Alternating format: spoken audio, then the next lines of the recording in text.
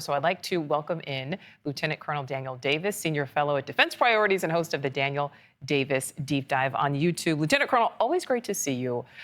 First of all, what is your reaction to this continued buildup of U.S. troops, warships, fighter jets there in Latin America, and this announced war on narco-terrorists? Yeah, I'm a little bit troubled by it, I got to say, because, the claim is that was made just last night with Secretary of War Pete Hegseth on his X account that this is about keeping Americans safe from narco terrorists and all that and drug trafficking. But you don't bring the USS Gerald R. Ford with all of its combat power in to go after speedboats. So that leaves the only people can just look at the geography around and say, we've got a lot of folks that are in the waters off of Venezuela. There's lots of comment from the president of the United States that he has given the CIA authorization to consider steps inside of Venezuela. There was reports from CBS just a couple of days ago that there was a briefing in the White House Situation Room about options for Venezuela, not for anything else. So you're not going to, number one, you're not even going to stop the flow of drugs into the United States by hitting speedboats in the Caribbean water. When you look at a map of where all of these 20 boats have been struck, none of them, and I repeat, none of them had the capacity to actually get to the United States to even drop the drugs off. That's not how the majority of drugs get into the United States. Most of them are overland, a lot more in the air. So then one is left to wonder, why are we then violating international law, violating American law by essentially summary executing all these people who were alleged to be bringing boats, drugs in somehow that would end up in the United States. And of course, we know that many of the claims are that, at least in one of these cases, it was actually a fisherman. It wasn't a drug boat at all. But even if they were all drug boats, there is nothing in American law or international law that allows you to simply kill the people inside without interdicting, without doing things that we normally have done for decades and that have been successful to various levels. And instead, we're doing something that seems destined to just provoke more outrage, that doesn't keep us safer, and makes it look like we're really there for regime change. And I hope that's wrong. Well, a lot of people are confused, certainly, about these boat strikes. Something else that has some people confused, Operation Southern Spear had been announced in January per the Navy. From your perspective, does the operation in Secretary Hegseth's announcement somehow differ from the one revealed at the beginning of the year? Well, that's exactly what everybody's left to have to wonder and just to figure it out, because he announced it as though it were something new last night. And so the question is this a new one? You're just using the same language? Are you taking that one over and repurposing it for something else? And if so, what does it mean? And the fact that he just put that statement out there with no explanation whatsoever, I just don't think it's it's not smart, it's not helpful. This whole issue of transparency and stuff, if you're going to do something like that, it requires more explanation to the American people, that we need to know that how this is providing security for us, how this is getting to the drug trade.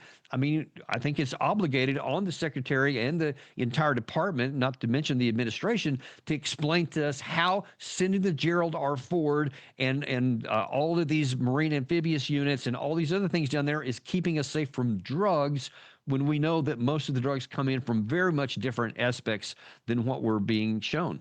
All right. So, Lieutenant Colonel, we now know American forces have carried out strikes on at least 20 vessels in international waters. More than 70 people have been killed. And those are strikes that the American people have been made aware of. Do you think what's happening is legal?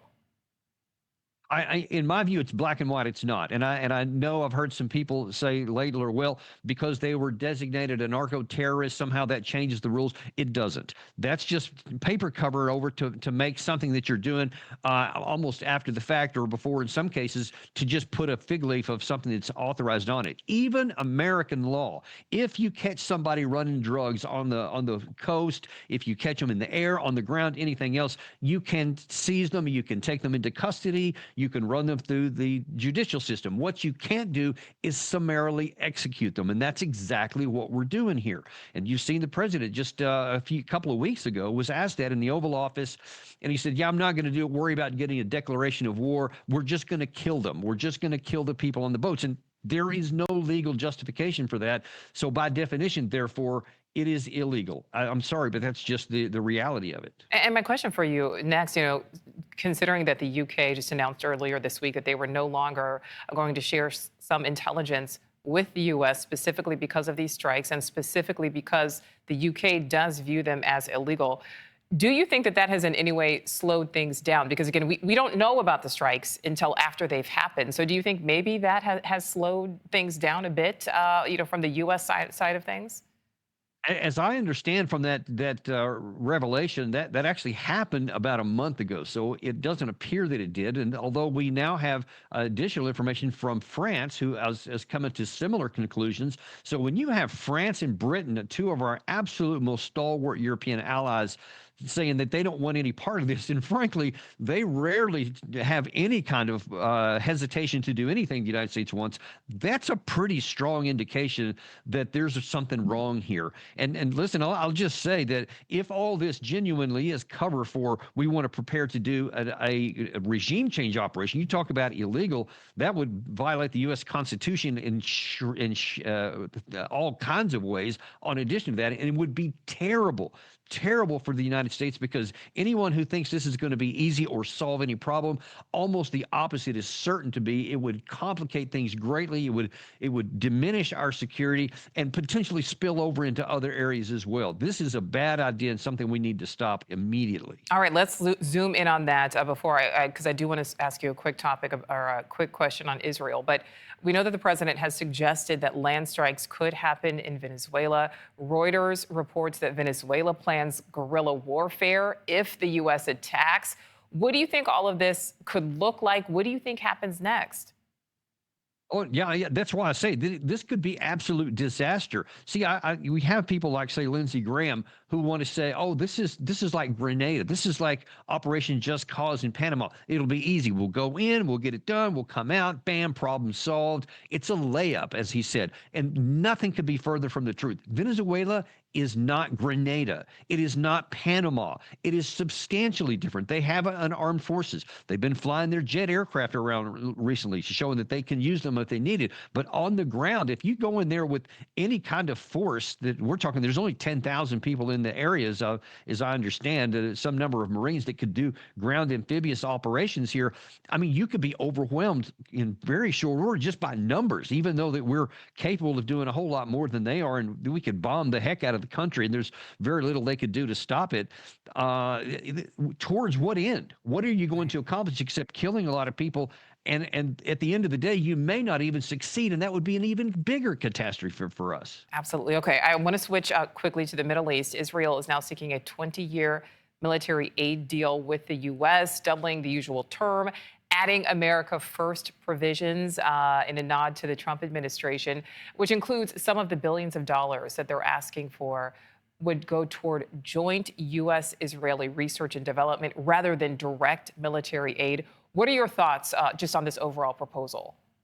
You know, we have to do what is in America's vital national interest, and we have to seek our interest first, as it's supposed to be the case for every country on earth. And if going down a path with somebody who is, by all kinds of evidence, engaging in genocidal issues here, and they are even with this so-called ceasefire going in many cases on the ground, there hasn't been a ceasefire.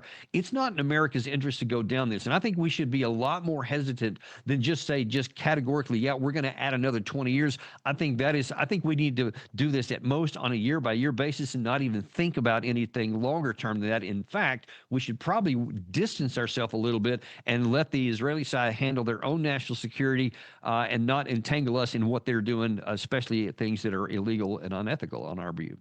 All right. Lieutenant Colonel Daniel Davis, have a great weekend. Thank you.